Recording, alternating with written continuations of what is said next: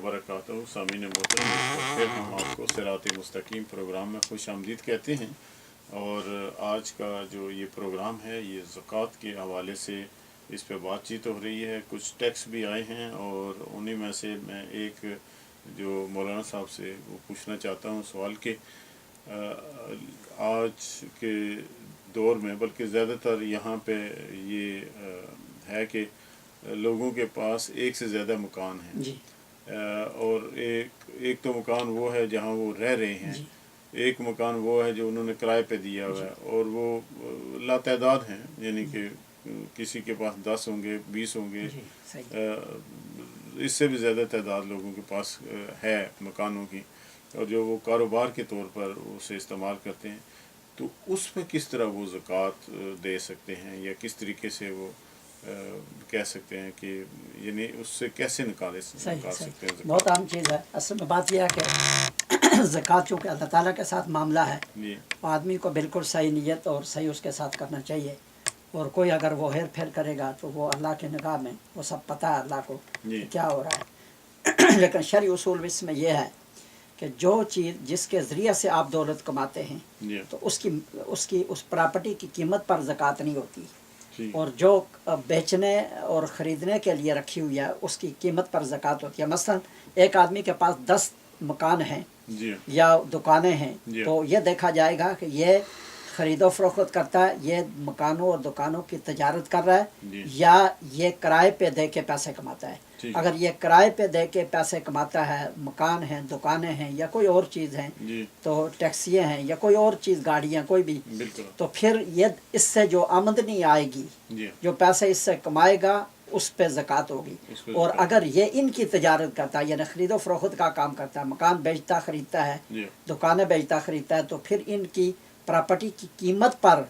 2.5% के हिसाब से ज़कात होगी। यानी फिर ये माल तजारत होगा, तो जो माल तजारत होता है उसकी पूरी कीमत लगाकर 2.5% के हिसाब से ज़कात दी जाती है। और जिसके ज़रिए से आदमी माल कमाता है उससे जो आमदनी होती है उस पर ज़कात होती है। तो ये दोनों में फ़र्क है। और ये चूँकि जैसे मैंने अर्ज़ किया है, रेंट करना कुछ और है और ख़रीदो फ़रोख्त करना और है, यानी एक ख़रीदा है दूसरा बेचा। जी। तो जो ख़रीदो फ़रोख्त करता है तो उस प्रॉपर्टी की पूरी कीमत का हिसाब लगा कर ज़कात होगी। ये बड़ी टेक्निकल बात है। और जो रेंट पे देता है तो प्रॉपर्टी की कीमत पर नहीं, उससे जो आमदनी होगी तो वो हर साल उसकी ज़कात से देनी होगी। ये फ़र्क है। और इसका चूँकि आदमी अपनी नीयत, अगर उसकी नीयत क्या है ये उसका और अल्लाह का मामला है, और इसमें अगर वो गड़बड़ करेगा तो वो अल्लाह के साथ जो है उसका मामला होगा। और इसको बिल्कुल सही नीयत से आदमी को, उसको अल्लाह को पता है इसका क्या इरादा है, और उसी के मुताबिक आदमी को मामला करना चाहिए। और जो ख़रीदो फ़रोख्त करते हैं तो उस प्रॉपर्टी की कीमत और वैल्यू के मुताबिक उनको ज़कात देनी चाहिए। और जो किराए पे देने के लिए उनका होता है तो उससे जो आमदनी आएगी उस पर फिर ज़कात होगी। माशाल्लाह। मौलाना साहब, इसी से मिलता जुलता एक सवाल मेरे जहन में आ रहा है कि वो बाज़ लोग होते हैं कि 10 पाउंड इधर दे दिए, 50 इधर दे दिए, 100 इधर दे दिया, और अपने जहन में वो ख्याल करते हैं कि ये मैंने ज़कात अदा कर दी। कि ऐसे भी ज़कात अदा हो जाती है? ज़कात के लिए देखें, बात यह है कि ये एक फ़रीज़ा है और इसके लिए शर्तें रखी गई है। एक तो ये कि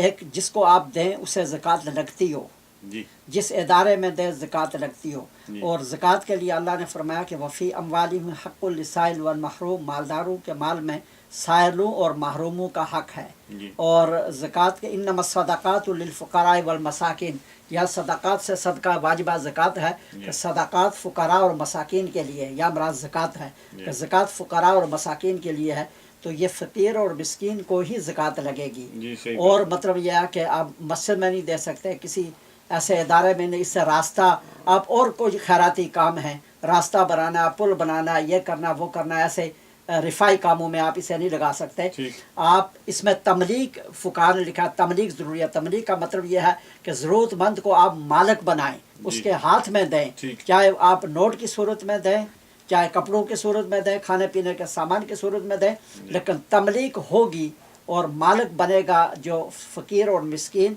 तब जाकर ज़कात अदा होगी। या उसका नुमाइंदा जो उसको रिप्रेजेंट करता है और आपको यकीन है कि 100% मेरी ज़कात ये ज़रूरतमंद तक पहुँचाएगा, तब जाकर आपकी ज़कात सही अदा होगी। अगर आपने ऐसे वैसे दे दिया اور وہاں ضرورت مند تک زکوٰۃ نہیں پہنچی اور آپ نے پوری انکوائری کی ہوئی نہیں تھی، آپ کی زکوٰۃ ادا نہیں ہوگی۔ اگر آپ 100% آپ کو تسلی تھی کہ آپ جہاں دے رہے، جسے دے رہے، یہ غریب ہے، یا جس ادارے کو دے رہے، یا جس آدمی پہ آپ اعتماد کر رہے ہیں، وہ آپ کے علم کے مطابق وہ ضرورت مندوں تک یقیناً پورا مال پہنچانے والا تھا، اور بعد میں اس نے گڑبڑ کی تو وہ خدا کے یہاں مجرم ہوگا، آپ کی زکوٰۃ ادا ہو گئی۔ اگر پہلے شک ہے اور آپ کو اس پہ پورا یقین نہیں ہے تو پھر اگر آپ دیتے ہیں تو آپ کی زکوٰۃ ادا نہیں ہوگی۔ اس میں ضرورت مند کو مالک بنانا یا اس کے ریپریزنٹر کو مالک بنانا یہ ضروری ہے، کہ جو آپ کو یقین ہے کہ یہ 100% آپ کا مال کسی ضرورت مند تک پہنچائے گا۔ اور یہی وجہ ہے کہ آج غربت سٹل بڑھ رہی ہے، لوگ اتنا اللہ کے راستے میں خرچ بھی کرتے ہیں کیونکہ یہ وہ انکاری صحیح نہیں کرتے، وہ یہ اس میں تمیز نہیں کرتے کہ وہ زکوٰۃ ان کو کیسے دینی ہے اور کن کو دینی ہے، اور زکوٰۃ کا مال آگے پیچھے غیر ضروری چیزوں میں صرف ہوتا رہتا ہے، جس کی وجہ سے ضرورت مند وہیں رہتے ہیں بیچارے اور وہ ان کی ضرورتیں پوری نہیں ہوتی اور غربت دنیا میں بڑھتی جاتی ہے، کیونکہ زکوٰۃ ان کے تک پہنچتی نہیں ہے، تو اس وجہ سے جو ہے وہ معاملات جو ہیں وہ دن بدن خراب ہو رہے ہیں۔ تو مولانا صاحب، یہ جو زکوٰۃ ہے اس کے مستحق کون لوگ ہوتے ہیں؟ آپ نے گو کہ بتایا اس گفتگو کے دوران، لیکن پھر بھی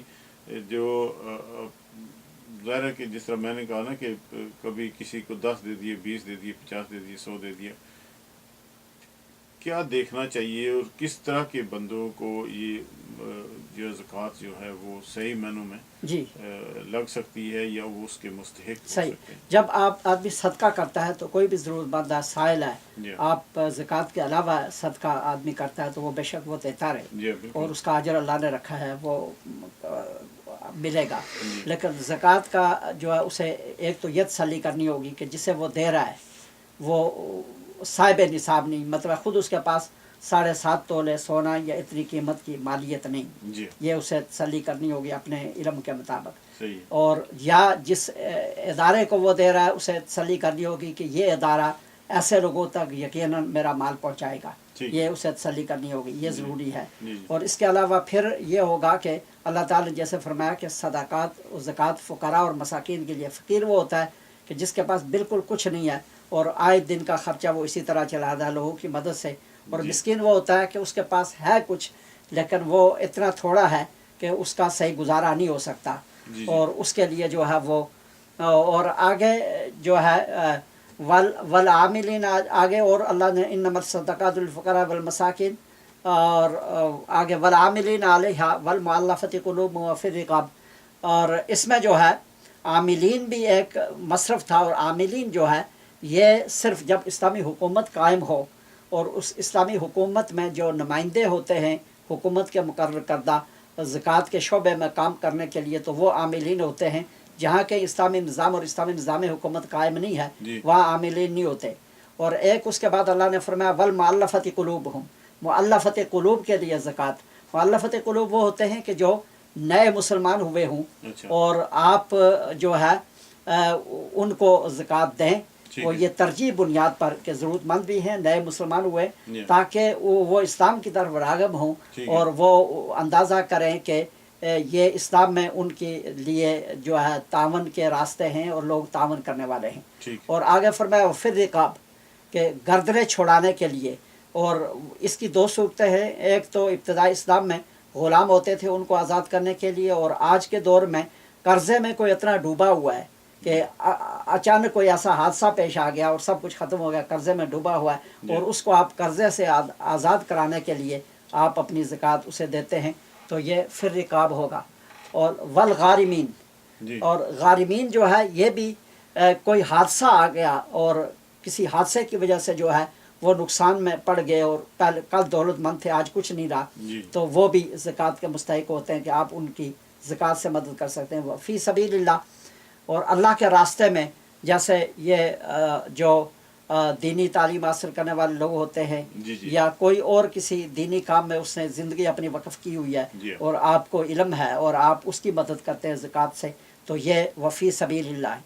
اور یہ فی سبیل اللہ میں ہوتا ہے، تو یہ بھی زکوٰۃ کے مصرف میں یہ چیزیں اللہ نے بتائی ہیں۔ تو یہ لوگ ہیں قرآن میں اللہ نے جن کا ذکر کیا، ان کو زکوٰۃ دی جاتی ہے اور یہ اس کے مستحق ہوتے ہیں، اور اس میں دینے والے کی ذمہ داری ہے اور اس کا فریضہ ہے کہ وہ تسلی کرے اور ضرورت مند تک پہنچائے. اور اگر اس نے یہ دینے کے بعد یہ اندازہ ہوا اس کا ہوا کہ اس نے ٹھیک نہیں دی تو وہ پھر دے، اور وہ اپنی زکوٰۃ جو ہے کیونکہ اتنی زیادہ مقدار نہیں ہے، یہ قلیل مقدار میں ہے، تو وہ اتنی پھر دے اور وہ اپنی زکوٰۃ اس کی تب ادا ہوگی. اور ایسے آدمی یا ایسے اداروں کو کہ اسے پورا یقین ہو کہ یہ ضرورت مند تک پہنچے گی. یعنی کہ اگر اس نے غلط ادا کر دی ہے تو پھر اس کو پوری اس کے بعد میں اگر پتہ چلا کہ یہ ٹھیک نہیں ہے تو اس کو دوبارہ دینی ہوگی، وہ دوبارہ پوری جو پوری زکوٰۃ دینی جتنی اس کی ہوگی، یا جتنا اس کا شبہ ہے جی. کہ اس کی اتنی صحیح نہیں گئی اتنی اسے دینی ہوگی. اچھا ٹھیک ہے ماشاء اللہ. مولانا صاحب ظاہر ہے کہ زکوٰۃ جس طرح آپ نے بتایا کہ خاص مستحق لوگوں تک ہی جو ہے یا ان کو ملکیت کے طور پر انہیں دینا، مالک بنانا، یہ بہت ضروری ہے. تو آج کل ہم دیکھتے ہیں کہ مختلف ادارے جو ہیں وہ زکوٰۃ حاصل کرتے ہیں، زکوٰۃ لیتے ہیں. تو اس حوالے سے آپ کیا کہیں گے؟ جو لوگ اس وقت وہ کس زمرے میں آتے ہیں؟ جی، اس میں یہ ہے کہ جب جو ہم لوگ زکوٰۃ دیتے ہیں، ویسے اگر کوئی ادارہ اپیل کرتا ہے کسی مقصد کے لیے تو بے شک آپ اس کے ساتھ تعاون کریں، لیکن جب آپ زکوٰۃ دے رہے ہیں تو میں نے جیسے عرض کیا 100% آپ تسلی کر لیں کہ آپ کی زکوٰۃ وہ پہنچاتا ہے ضرورت مند تک. ایک دوسرا وہ پوری پہنچاتے ہیں، اس میں کوئی کٹوتی کوئی کمی بیشی نہیں کرتے، پھر آپ دے سکتے ہیں. اور اگر ایسا نہیں ہے تو زکوٰۃ آپ ان کو بالکل نہ دیں. اور خود بھی مجھے حیرت ہوتی رہتی ہے کہ یہ ادارے مطلب خیراتی ادارے ہوتے ہیں، اسی سے یہ چینل چلاتے ہیں، اسی سے ان کی بود و باش اتنی ٹھاٹھ کی ہوتی ہے. تو یہ اس حوالے سے بالکل لوگوں کو تسلی کرنی چاہیے. اگر میں نے اپنی زکوٰۃ دینی ہے تو مجھے تسلی کر کے دینی چاہیے. جو بھی دے گا اگر شک و شبہ ہے تو پھر اسے بالکل اور بے شک وہ کرے اور فنڈوں سے ان کی مدد بے شک کرے، لیکن زکوٰۃ کی جب بات ہے تو وہ پھر اسی طرح دے کہ اسے پورا یقین ہے. اور ان اداروں پہ جہاں اگر ان کی وہ دیکھتا ہے کہ ظاہری بس ان کے دفاتر ہیں، ان کی گاڑیاں ہیں، وہ کس فنڈ سے آ رہی ہیں، کہاں سے وہ استعمال کرتے ہیں، آیا وہ زکوٰۃ کا پیسہ یہیں پڑا رہتا ہے یا وہ ضرورت مندوں تک پہنچتا بھی ہے. تو یہ میں سمجھتا ہوں کہ اس وقت جو غربت تیزی سے بڑھ رہی ہے اس کی ایک بنیاد یہ بھی ہے کہ اس طرح کی جو ادارے ہیں وہ پورا حق اپنا ادا نہیں کرتے، اور خود ان کے جو سلسلے ہوتے ہیں وہ اتنے ایکسپینسو ہوتے ہیں کہ اس کا پتہ نہیں کتنا حصہ ضرورت مند تک پہنچتا ہے. تو اس حوالے سے زکوٰۃ کے مسئلے میں لوگوں کو بالکل پوری تسلی کے ساتھ، اور ذرائع آپ کو مل جاتے ہیں، آپ اپنے طور پہ بھی آپ کر سکتے ہیں، اور ایسے لوگ بھی آپ کو مل جاتے ہیں کہ جہاں جو ہے وہ صحیح ذریعے سے ان ضرورت مندوں تک زکوٰۃ آپ کی پہنچے. تو جہاں شک و شبہ ہو، اور ان اداروں میں جو جس طرح کے ان کے ظاہری ٹھاٹ بار ہوتی ہے تو اس میں پھر اس میں کبھی ایسا بھی ہوتا ہے کہ کوئی تمیز نہیں ہے. مثلا وہ ایک ہی فنڈ ہے، اس سے مسجدیں بھی بن رہی، اس سے راستے بھی بن رہے، اس سے پل بھی بن رہے، ضرورت مندوں کی مدد بھی ہو رہی ہے. تو یہ بھی ٹھیک نہیں ہے. اس میں الگ بالکل حساب ہو اور وہ ضرورت مندوں کی ملکیت بنے اور ان تک پہنچے. یہاں تک اہل علم نے لکھا ہے کہ آپ جو ہے مثلا اگر آپ دعوت کرتے ہیں اور کھانا آپ کھلاتے ہیں، اور آپ نے زکوٰۃ کے پیسے سے کھانا بنا کے آپ نے بلایا، لوگوں کی دعوت کی، کھلا دیا، تو اس سے بھی زکوٰۃ ادا نہیں ہوگی.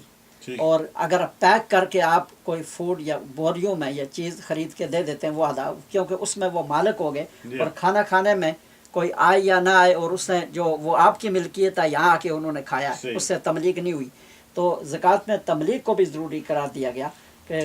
غریب کو یا اس کے نمائندے کو آپ مالک بنائیں، اور اس شرط کے ساتھ کہ آپ کو پورا یقین ہے کہ اگر یہ نمائندہ ہے تو پوری 100% آپ کی زکوٰۃ یہ ضرورت مند تک پہنچائے گا. جی ماشاءاللہ ماشاءاللہ. سامعین محترم، اگر آپ میں سے بھی کوئی سوال پوچھنا چاہے زکوٰۃ کے حوالے سے تو ضرور پوچھ سکتے ہیں. یہ اچھا موقع ہوتا ہے کیونکہ جب مولانا صاحب یہاں تشریف لاتے ہیں تو پھر یہ بتاتے ہیں بڑی تفصیل کے ساتھ کہ کس طریقے سے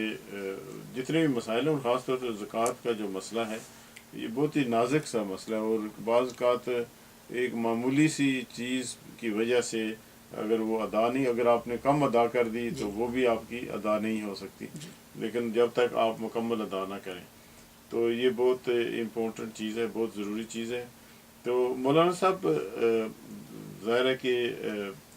جب کسی مستحق تک وہ زکوٰۃ پہنچائی جاتی ہے جی تو وہ پھر آگے اس کو کس طرح استعمال کرتا ہے، یہ بھی کوئی کنٹرول کرنا پڑتا ہے یا دیکھنا پڑتا ہے، یا وہ اس کی مرضی پہ ہوتا ہے پھر؟ ہاں، یہ بہت عام چیز ہے جی کہ اس میں یہ لکھا ہے کہ آپ ضرورت مند کو دیں، جی اور ایک قسط میں آپ اتنا نہ دیں کہ اس پہ خود زکوٰۃ فرض ہو جائے۔ ٹھیک ہے مثلا یہ ہے کہ اگر کسی آدمی کے پاس اس وقت جو ہے دو چیزیں نصاب کے لیے 7.5 تولے سونا جی اور 52.5 تولے چاندی، جی اور کم کے حساب سے لگایا جائے گا، تو تقریباً اگر آدمی کی ضروری اخراجات سے بچت اس کی تقریباً 500 پاؤنڈ ہے تو وہ زکوٰۃ اس پہ آئے گی۔ جی تو اب یہ ہے کہ آدمی اگر کسی ایک کو ایک قسط میں وہ اتنی نہ دے کہ خود اس پہ زکوٰۃ فرض ہو جائے جسے ہے وہ دیتا ہے، تو اگر اس کی کسی وہ مدد کرنا چاہتا ہے تو اس سے کم دے، اور پھر اور مستحقین کو بھی دے، تاکہ جو ہے وہ یہ مال تقسیم ہو ضرورت مندوں میں، جی اور ایک کو اگر اتنا دیا کہ وہ خود اس پہ زکوٰۃ فرض ہو گئی، جی جی اور وہ پھر جو ہے یہ صحیح طریقہ نہیں ہوگا۔ مطلب یہ ہے کہ وہ ہاں اگر اس کی کسی اس میں مدد کی، مثلا قرضہ ہے تو قرضے میں وہ ڈوبا ہوا ہے اور اس کا قرضہ اتارنے کے لیے زکوٰۃ سے اس کی مدد کی، جی اور واقعہ وہ اس کے پاس اور بھی کوئی مال نہیں ہے، تو پھر چاہے اس کی مقدار زیادہ بھی ہے تو اس میں وہ صحیح ہے، اس کی اجازت ہوگی، لیکن اس کو اخراجات کے لیے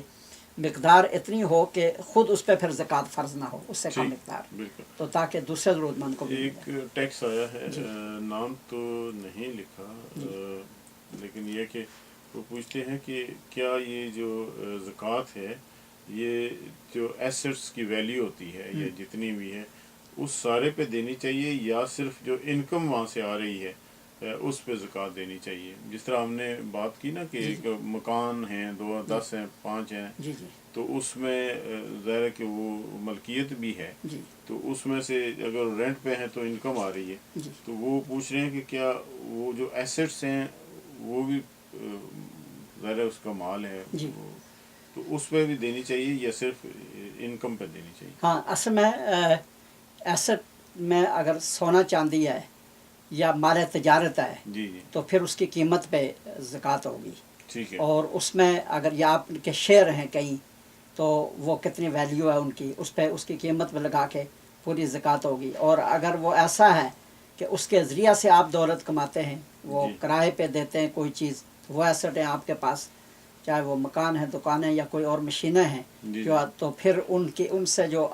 آپ کو آمدنی حاصل ہوگی تو ہر سال اس کی زکوٰۃ دینی ہوگی، ان کی ویلیو پہ زکوٰۃ نہیں ہوگی، جی اور اس کی ہم پہلے بھی وضاحت کر چکے ہیں۔ اور ایسٹ اگر آپ کے گھر میں استعمال کے لیے ہیں تو اس میں سونے چاندی کے علاوہ اور جو چیزیں ہوتی ہیں ان کی زکوٰۃ نہیں ہوتی۔ ٹھیک اگر ہے گھر میں استعمال کی چیزیں چاہے وہ ضرورت سے زیادہ ہوں جی تو سونے چاندی پہ زکوٰۃ ہوگی، باقی آپ کے گھر میں جو سامان ہے تو جی جی اس پہ وہ زکوٰۃ نہیں ہوتی۔ اور برتن ہیں، دیگر چیزیں جی ہیں دیگر چیزیں چاہے وہ جی قیمتی کیوں نہ، ان پہ زکوٰۃ نہیں ہوتی، ان پہ زکوٰۃ نہیں ان ہے۔ پہ زکوٰۃ نہیں ہوتی۔ جی جی ٹھیک۔ اسی طرح جو ہے ایک اور سوال ہے، وہ عمران صاحب نے پوچھا ہے، پہلا حصہ تو انہوں نے آپ کو سلام بھی بھیجا ہے اور کچھ تعریف بھی کی ہے، لیکن پوچھتے ہیں کہ بعض لوگ، چونکہ یہ زکوٰۃ کے حوالے سے نہیں ہے، جی یہ تھوڑا سا مختلف ہے ان کا سوال، کہ بعض لوگ جو ہیں وہ اپنا نام جو ہے اس کو شارٹ کر دیتے ہیں، جی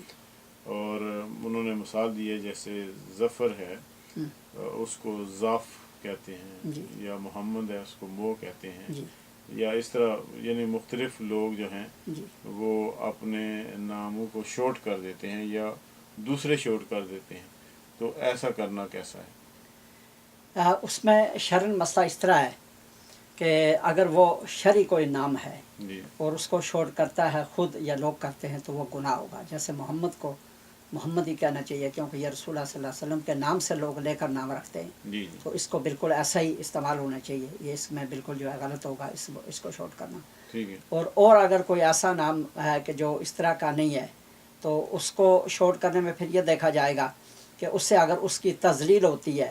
تو پھر اس کی اجازت نہیں ہوگی، اگر اسے کوئی فرق نہیں پڑتا جی ہاں تو پھر اس میں کوئی حرج نہیں ہوگا، لیکن جب اس میں معنی تبدیل ہو جائے اور غلط معنی بنے تو پھر بھی اس کی اجازت نہیں ہوگی۔ تو یہ دیکھنا ہوگا کہ جب نام آپ شوٹ کرتے ہیں وہ اگر معروف اللہ کے انبیاء کا، صحابہ کے اور اہل بیت کے بڑے لوگوں کے نام ہیں تو پھر آپ کو ان کو شوٹ کرنے کی اجازت نہیں، آپ کو پورا لینا ہوگا، کیونکہ اس میں نسبت ان کے ساتھ ہوتی ہے اور اس نام کا احترام اپنی جگہ اس نسبت کی بنیاد پہ ہے، اور اس احترام کو برقرار رکھنا ضروری ہوتا ہے۔ اور اگر وہ عام نام ہے جو اس سے ہٹ کر ہے تو پھر اس میں اگر معنی غلط ہو جائے شوٹ کرنے سے تو پھر بھی شوٹ کرنے کی اجازت نہیں ہوگی، اور شوٹ کرنے سے جس کا نام ہے اگر وہ پسند نہیں کرتا پھر بھی اجازت نہیں ہوگی۔ اور اگر ان میں سے کوئی چیز نہیں ہوتی، نہ کسی بڑی شخصیت کا نام ہے، نہ معنی تبدیل ہوتا ہے، نہ اسے کوئی اعتراض ہے، پھر آپ شوٹ کرتے ہیں تو پھر اس میں کوئی گناہ نہیں ہوگا۔ ماشاء اللہ،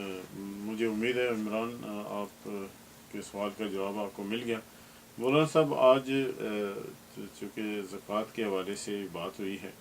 تو میں یہ چاہوں گا کہ اگر اس پہ کوئی ایسی بات جو آپ کے ذہن میں ہو اور جو ہمارے جو سننے والے ہیں ان کو آپ سمجھانا چاہیں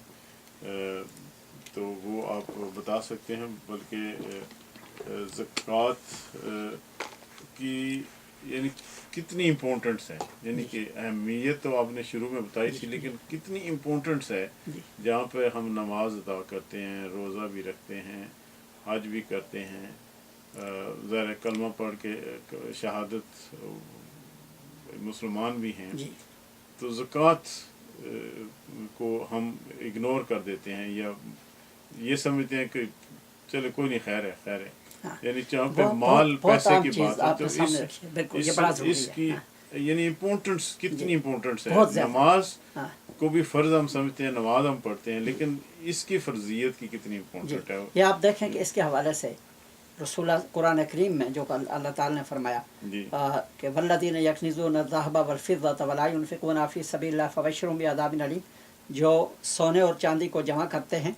اور اس سے اللہ کے راستے میں خرچ نہیں کرتے تو آپ ان کو خوشخبری دے دیں دردناک عذاب کی۔ خوشخبری کہا گیا حالانکہ یہ اطلاع ہے عذاب کی، چونکہ یہ غلط کام صحیح سمجھ کے کر رہے ہیں۔ جمع کرنا اس مال کو اور اس سے اللہ کے راستے میں خرچ نہ کرنا یہ اچھا نہیں ہے، برا ہے، اور اسے یہ اچھا سمجھ رہے ہیں، تو اس لیے فرمایا کہ ان کو آپ خوشخبری دے دیں کہ جس طرح یہ بری چیز کو اچھا سمجھتے ہیں تو ان کے لیے وہ سزا آئے گی جسے خوشخبری کے نام سے ذکر کیا گیا۔ اور آگے کہا کہ یوم یحمى علیہا فی نار جہنم فتکوی بہا جباہہم وجنوبہم وظہورہم ھذا ما کنزتم لانفسکم فذوقوا بما کنتم تکنزون، کہ اس کو اس مال کی تختیاں بنا کر جہنم کی آگ میں گرم کیا جائے گا اور اس سے ان کی پیشانی پر اور ان کے پہلو اور ان کی پشت پر داغ دیے جائیں گے، اور یہ کہا جائے گا کہ یہ وہ خزانہ ہے جو تم نے جمع کیا تھا اور اس کا مزہ چکھو جو تم جمع کرتے۔ اتنا سخت عذاب اللہ نے قرآن کریم میں اس کو بیان کیا۔ حضور علیہ السلام نے حدیثوں میں اس کے دو عذاب بیان کیے۔ حدیث میں رسول اللہ صلی اللہ علیہ وسلم نے فرمایا کہ معراج میں جو عالم برزخ میں کہ دیکھا کہ خون کی نہر میں ترتے ہیں اور پتھر کھاتے ہیں اور اس میں زری اور زقوم کھا رہے ہیں، وہ پتھر کا الگ ہے، زری اور زقوم جو جہنمیوں کی خوراک ہے، اور رسول اللہ صلی اللہ علیہ وسلم نے فرمایا کہ زقوم کا ایک قطرہ اگر زمین پہ گرے تو زمین میں کچھ بھی نہ اگے، اتنی زہریلی چیز ہے۔ تو یہ عالم برزخ میں اتنی خطرناک سزا، اور قیامت کے دن کے حوالے سے رسول اللہ صلی اللہ علیہ وسلم نے فرمایا کہ جو لوگ مال جمع کرتے ہیں اس سے زکوٰۃ نہیں دیتے، تو جب قیامت کا دن ہوگا تو وہ ان کے مال کی تختیاں بنا کر اور ان کے پہلو، پشت اور پیشانی میں داغ دیے جائیں گے، فی یوم کان مقدارہ 50,000 سنہ حتی یری سبیلہ اما الی الجنۃ و اما الی النار، ایسے دن میں کہ جس کی مقدار 50,000 سال ہوگی،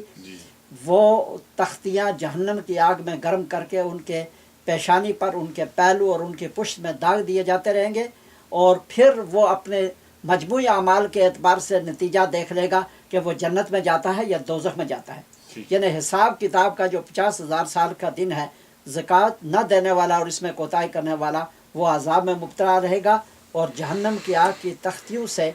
اور وہ اس میں گرم تختیاں جو اس سے اس کی پیشانی پر اور اس کے پہلو اور اس کی پشت پر داغ دیے جاتے رہیں گے، اور اس طرح سزا میں یہ رہے گا 50,000 سال کے دن میں۔ اور عالم برزخ کی بھی زقوم خوراک جو اتنی خطرناک چیز زہریلی جہنم کی وہ اس کو دی جائے گی، اور قیامت کے دن بھی یہ سخت ہے۔ تو آدمی کی زندگی کتنی ہوتی ہے، زیادہ سے زیادہ کسی کے 100 سال ہوگی، تو 100 سال میں اگر اس نے اتنی غلطی کی کہ 50,000 سال کے دن میں اور پورے عالم میں برزخ کی زندگی میں وہ عذاب میں مبتلا ہے، اور باقی اعمال ملا کے قیامت میں اگر اللہ نے اسے کامیاب کرا دیا پھر وہ جنت میں جائے گا، لیکن اتنی ساری زندگی صرف زکوٰۃ میں کوتاہی کی وجہ سے یہ عذاب بھگتا رہے گا۔ تو لہٰذا زکوٰۃ میں بالکل کوئی کوتاہی نہ کرے، آدمی اپنا حساب لگائے، سال میں پورا زیادہ دے دے